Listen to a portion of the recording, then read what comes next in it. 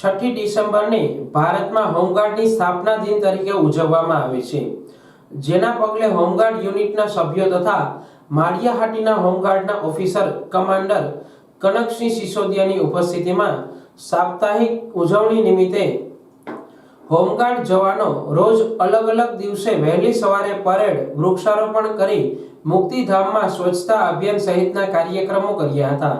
Home guard એ જનતા, પ્રશાસન તથા police વચ્ચેનો સેતુ છે. દેશના રક્ષણ માટે જેમ લશ્કરી જવાનો હોય છે, તેમ આપણા હોમગાર્ડનું પણ વિશેષ મહત્વ છે. ભૂતપૂર્વ રાષ્ટ્રપતિ ડોક્ટર ઝાકિર હુસેને હોમગાર્ડ દળની સ્થાપના કરી હતી અને પૂર્વ પ્રધાનમંત્રી સ્વર્ગીય મોરારજી દેસાઈએ હોમગાર્ડમાં પ્રાણ પૂર્યા હતા.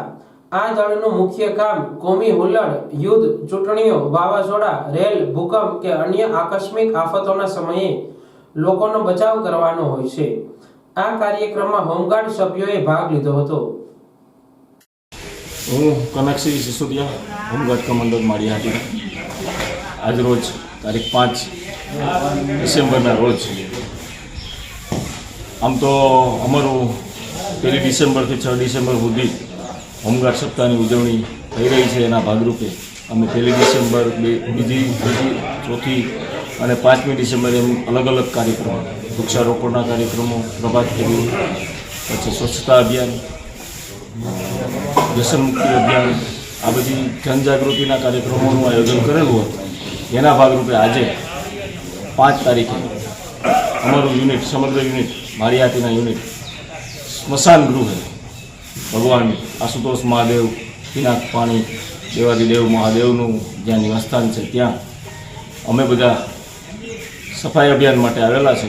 અને સફાઈ અભિયાન કરેલું સંપૂર્ણપણે માત્ર ને માત્ર ઔપચારિકતા નહીં, પણ ખરેખર સફાઈ અભિયાન કરી અને જે આપણા ગામની ધરોહર કહી શકાય એવું સ્મશાન, ઐતિહાસિક સ્મશાન ગૃહ માળિયાહાટીનાનું, અને જેની સાથે ઘણા ઐતિહાસિક પ્રસંગો જોડાયેલા છે.